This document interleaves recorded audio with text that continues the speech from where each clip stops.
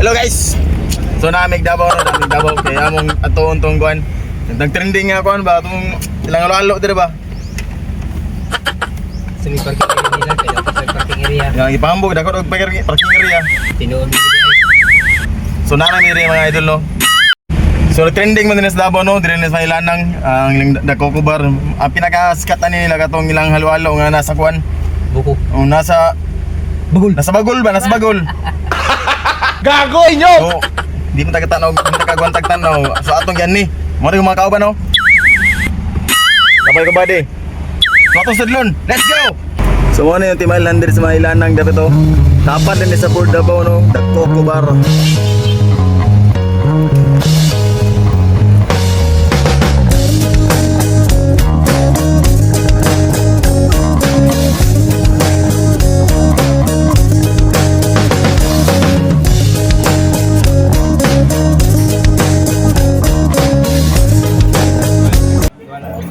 O pagka man mag-order mga amigo no. Dili na si mga og aktyo kabalaka buka ni amigo kayon saon na pagkalualo ani amigo no.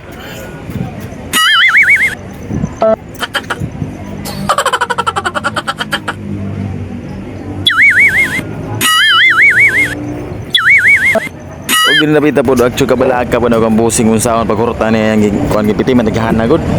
Uy, maurot ba? Kalau tinig mati ba ni? Laluma dayan ni. Dali ka din ba? Unsa man ni panawagan kay Master Sanggoko ug Master Jao boss? Uy. Sus. Dali do. Dalan na ka ni no. Ang kuan kay Chloe.